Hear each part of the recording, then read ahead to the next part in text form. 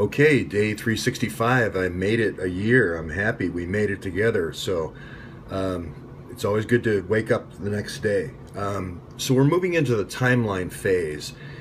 And what I plan on doing is just concentrating on the key events, the key milestone events that have occurred along the way, and then just ask the audience and contributors to think about these things logically and figure out what the next logical step is in the investigation. It's always about the next logical step to breaking this down.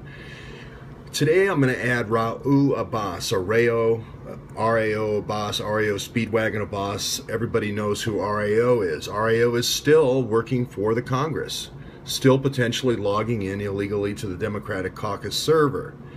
So RAO gets hired, I believe, just after he gets hired in the third quarter of 2012. That, I believe, is just after Obama wins re-election. And they feel like, okay, now Imran can go to Pakistan for 3 months, a year, whether it's programming projects or help his dad on the farms with USAID. We don't know. We know he's gone there before to help out his dad in court with 12 different farmers in Faisalabad, so that's not such a wild, preposterous assumption. Plus, in court and at the hearing, we have heard that, yes, Mr. Imran Awan goes frequently for 3 months at a time. So that is a congressional employee making $166,000 a year going to Pakistan for 3 months out of the year. You need someone to fill in. You need someone to fill in. Now, these guys have been going to school together. I would assume 2 Pakistani guys that went to school together, both in the IT department at Johns Hopkins. Of course, that's the information we've been presented. So they've known each other since college. Okay.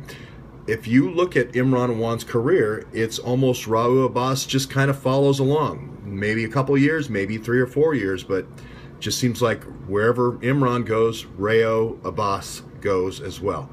So I'm not saying Ra'u is a member of a royal family or anything like that, and Imran is a part of the entourage to protect him or anything like that. I'm just saying that they seem to be almost inseparable. Then the next thing that happens, though, is, as you know, RAO was fired from McDonald's in the IT department. We don't have the reasons for that, if it was a sexual harassment or what exactly occurred. But we do know that Hasib Rana, who has spoken to the Daily Caller, and Luke Rosiak, gets hired right after RAO comes to the Congress. Now, I believe he goes on the congressional books, but there's a break between Thanksgiving and the first of the new year when Congress comes back into session. So they have time to bring in a replacement. So I don't think the lack of IT skills here for Ra'u, I think he's more of a video guy, to be honest with you. I think that really it never gets exposed, so he stays on the books. But he is on the books, and he's not working in Congress. He's not showing. He still has a badge for the U.S. Congress, still getting paid to this day out of Deutsch's office. So I think that needs to be looked into. Hasib Rana, okay, takes over for 2 years. He works there for 2 years, and then he finally quits because, according to Luke Rosiak, he's just overworked. He's doing all these different jobs. I think he's doing the jobs for more than just Congress. I think he's doing the jobs for several other U.S. agencies as well, including CENTCOM and the State Department. Maybe part of Anthony Weiner's trusted staff, who knows. But we all know what happens then next is that February, the St. Valentine's Day order last year of 150 iPhones to Imran's house is a big no-no. Now, we've come to know in just one day Theresa Grafenstine. Theresa Grafenstine has videos out there. I've tweeted those videos out there. I've listened to her interview here at FedScope. She's been associated with the House of Representatives for 19 years. That's directly off her own LinkedIn. Now, I know she spent some time as the Penn Fed auditor, and before that, when she first started her career, she was going around to different Air Force bases and Marine bases and so forth. So I believe that this person, starting, she puts on her own resume, starts in 1998 with the U.S. Congress in various forms of audit. She has to be aware of this CDW issue that comes out last year. She has to be aware of it. Now, she has known Imran Awan for 17 years. She's known about this situation. This has to come to the attention of an inspector general, an audit of someone misdirecting 150 phones for members of Congress. She has worked in the Congress and known Imran Awan for 17 years. So she has to be aware of this situation. Okay, so let's move forward a little bit. Remember that their office comes up with a report of 5,400 illegal logins leading up to the election. April, we don't know exactly what day it starts. I just wanted to know the start date and end date of the investigation. But 5,400 logins, 5,100 of which are not authorized. Again, she wrote that report. She would have to know about that report.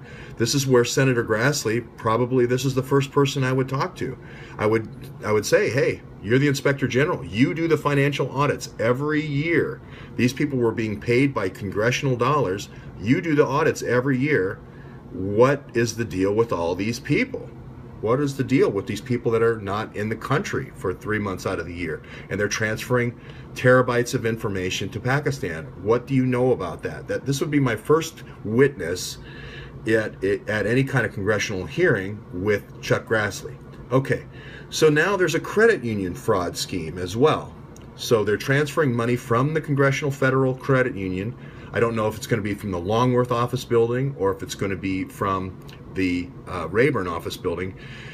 The illegal loans for the Sprayer Street and the Hawkshead loans for the Congressional Credit Union are actually in a branch in Virginia called the Oakton branch. So this is where if you had some friend in Fairfax County where you had air cover, you would never be prosecuted if you did all your loans through the Oakton branch.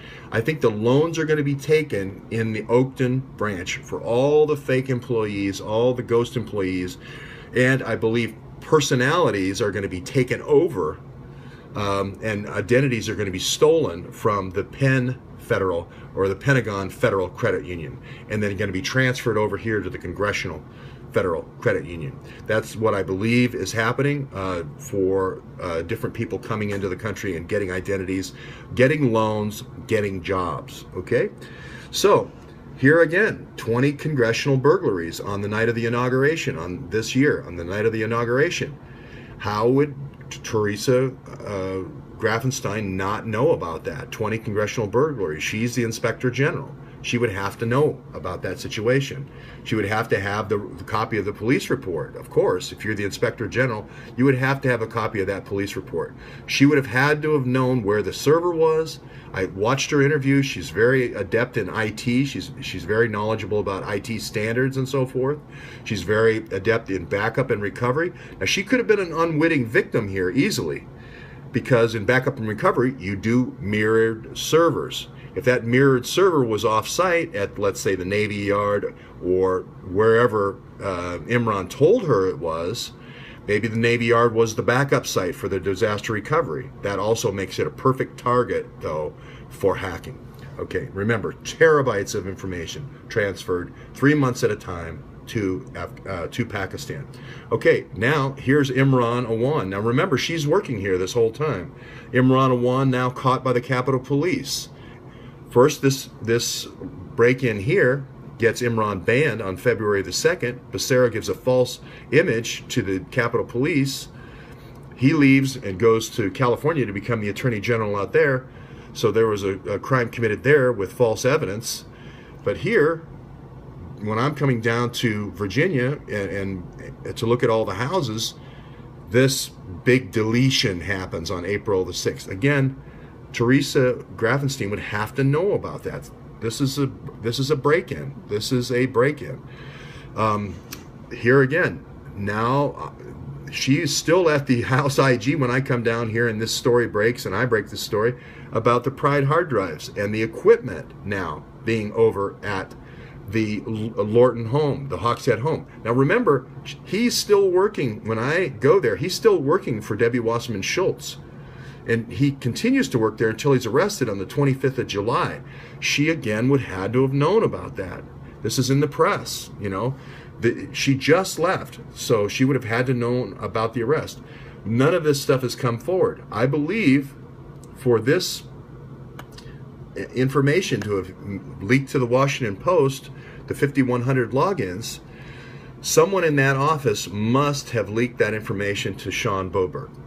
So my upshot here, the first witness that I call if I'm Chuck Grassley, my first witness is going to be Theresa Grafenstine.